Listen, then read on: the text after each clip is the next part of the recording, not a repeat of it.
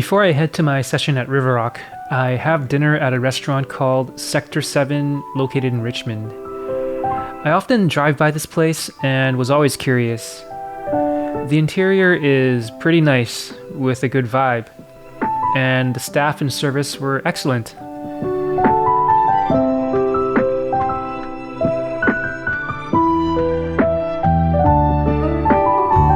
The food also exceeded my expectations. The price is very decent for the quality, and I definitely recommend the truffle fries.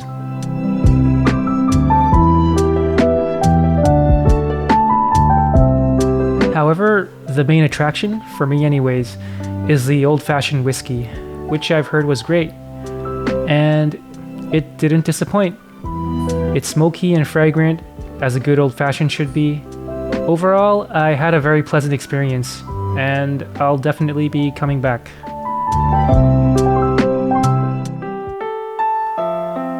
I used to be a regular at the River Rock Poker Room. This was back when they had a 2-5 game that ran almost every day. Unfortunately, that game does not spread anymore, so if I want to play 2-5 or 5-10, I'd have to go elsewhere like Grand Villa or Hard Rock.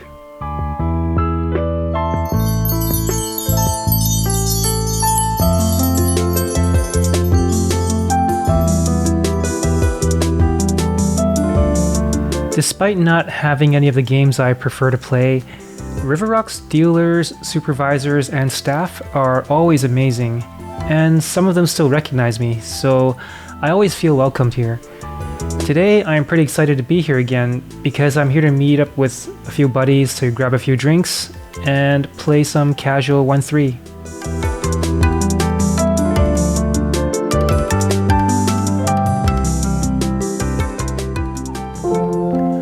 For the first interesting hand, I pick up 9 of diamonds and 7 of clubs on the button.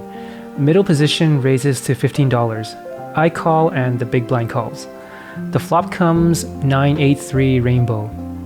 Big blind checks and middle position c-bets for $21. I call with top pair and big blind also calls. The turn is a 6 and the action checks to me. At this point, I'm not worried about the middle position at all. I think he raised and completely missed the flop, but decided to c-bet. His demeanor tells me he's going to give up. I'm not sure what the big blind called was though. There are some straight possibilities out there as well as some straight draws. My image so far has been a little loose, so I think he can be calling pretty light against me. I do have top pair and an open-ender myself, so I decide to bet $60 to get value from any draws or lower pair. He calls, and the middle position folds. The river is a jack. The villain checks to me.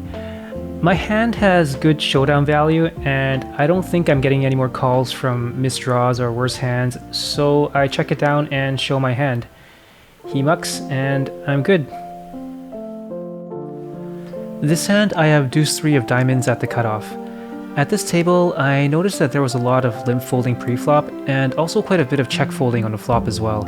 It's a bit passive, which is sometimes how 1-3 games go, so in general, I have been more aggressive whenever I have position. There are 2 limpers and I raise it up to $10. The button calls and the 2 limpers call as well. I was hoping to either take the pot down pre-flop or isolate and be in position in a heads-up situation. Multi-way with deuce 3 was not what I was going for, but here we are. The flop comes deuce 6-7 with 2 spades. With such a trash flop, I'm thinking I might actually have the best hand. Everyone checks to me and I c-bet for $20. The button calls and everyone else folds. The turn is the queen of diamonds, which gives me a flush draw as well. I check to the villain and he bets $50. I call. The river card is another queen, and I don't get the help I need. I check, and the villain bets $55. I find this line really strange because I fully expect him to check back a 6 or 7 here. I can't imagine the queen on the turn and river helping him because he would have to call the flop with a random queen, unless it's queen x of spades. So all I'm thinking now is, do I beat enough hands that call me on the flop? My hand does unblock all spades, and I also unblock all of the open-ender possibilities like 4-5 and 8-9 and maybe 5-8 suited. I also unblock all of the higher gut shot combos like 9-10 and 8-10. I decide to call. He says I'm good, so I show my hand and take the pot.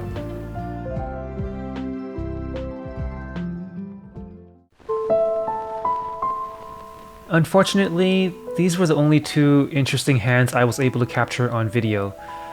Because shortly after I started filming, the poker room supervisor approached me and asked me to put away my camera. Now, I've talked to other poker room managers before to check what the rules and regulations were regarding filming, and everywhere else so far, I've been told that I can film my own hole cards, and as long as I don't film any of the staff's faces or any of the players' faces that didn't explicitly give me permission, I am not violating any rules. I assume that the River Rock Poker Room wouldn't be any different. I think I will at some point check with the River Rock security or marketing department to verify what their exact rules are for the poker room. But for now, when a supervisor on duty tells me what I can and can't do, I will happily comply. So for the remaining hands, I'll be using the hand replay review. This hand, I am at the cutoff with Ace-5 offsuit. There's one limper, and I passively limp as well, which I believe is my first mistake. The big blind checks, and it's three-handed into a flop of Ace-7-4 with 2 diamonds. The big blind leads out for $15, and everyone calls. The turn card is a 5 of spades, which gives me 2 pair. The action checks to me, and I bet a pot-sized bet of $60. The big blind calls, and the low jack decides to jam all in. At this point I'm thinking, the big blind should be the one on the draw. The only straight that got there on the turn would be a gut shot, and even though the big blind can have any 2 cards, I don't think he will lead out with a gut shot. So he's most likely on the diamond draw, as I unblock all diamonds as well. The low jack is definitely not drawing here. The question is, how strong is he? If his hand beats mine, I'm basically drawn dead. I weigh in all the hands that beat mine and all the hands that I beat. I lose to all sets and also Ace-7. However, I do beat Ace-4, 7-4 suited, 7-5 suited, 4-5 suited, and almost all combinations of Ace-X of spades, and of course any high ace. I feel like it's pretty close, so I call. The big blind also calls. The river is a queen of spades. The big blind stares at the board with a disappointed look, so it's pretty clear he missed whatever draw he was on. The low jack flips open pocket 7s for a set of 7s, which is one of the hands that beat mine. I tell him, nice hand. This hand, I have pocket 10s in the small blind. The hand starts with an under the gun straddle for $6. There are 3 limpers, and I raise it up to $30. The blinds fold and everyone calls. The flop comes 10-9-7 with 2 clubs. I am not slowing down with top set, so I lead out for $100. Early position calls and everyone else folds. I'm quite happy with this because the players more likely to have 6-8 or 8-jack would be in the later positions, so now I'm just hoping that the turn breaks and I can think about how to get all the chips in. The turn is a 2 of spades, which is the break I was looking for. I took a look at the villain's stack and realized he had less than 1.5x the pot. I don't think there's any other move aside from going all in, so that's what I do. He calls. The river is a jack of spades. I show my hand, and he shows 10-9 for a flop top 2 pair. So I got lucky this hand with a cooler flop. This hand I am on the button with deuce 3 of spades. There are 3 limpers, and I decide to limp as well. The big blind checks, and the flop comes 3-3-7 with 2 clubs. One of the opponents in this hand is my buddy Jason, who is always a pleasure to play with. The action checks to me, and I bet a pot-sized bet of $15. There are 2 callers, including Jason. The turn is an offsuit 6, and the action checks to me again. On a draw-heavy board with everyone checking to me, I just decide to go for full value, and go for a pot-sized bet of $60. Jason is the only one who calls. The river is a 5, and he checks to me once again. Now, there is a 4-liner to a straight. An early position limp usually is not likely to hold a 4, but this is Jason. There are some opponents that I might go for one more value bet with. With Jason, he might be a non-believer, but he is also capable of holding any random 3 that would outkick me, as well as any random 4. I check it down and he shows 3-8 of diamonds. Well played, Jason.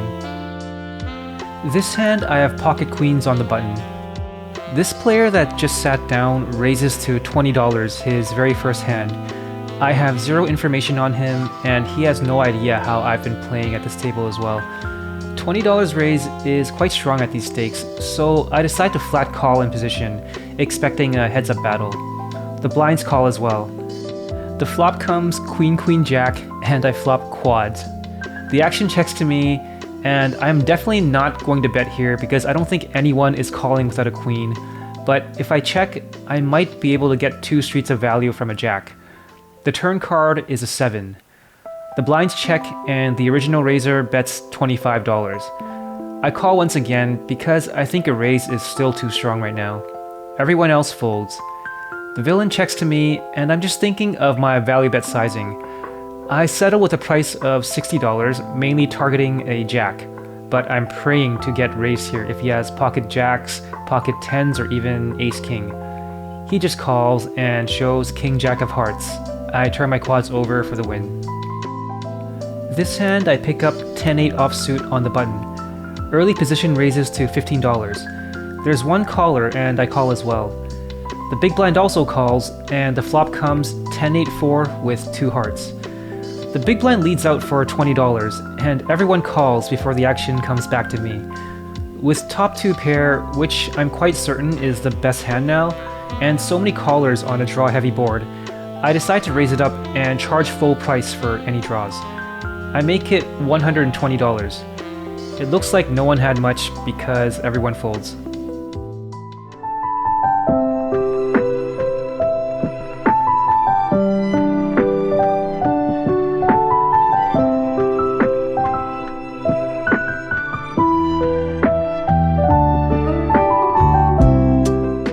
Here are the results of this session. I bought in for $900 and I cashed out for $1,550. So that's a profit of $650. I'll have the results displayed somewhere around here. I had an awesome time playing this session. It was over 8 hours long, but a lot of the time was spent drinking, socializing, and just kind of messing around with my buddies. One of the cool things about playing live poker is you get to meet a lot of different people, and I have been very fortunate to have met and become friends with this crew right here, Mikey, Jason, and Trevor. Of course, Trevor didn't make it to this session because he had bigger games to play, but whenever we are able to all get on the same table, we would have some fun shenanigans, we would play some fun mini games, and there's a lot of action. Always look forward to it. Thank you for watching my second episode. I hope you guys look forward to the next one.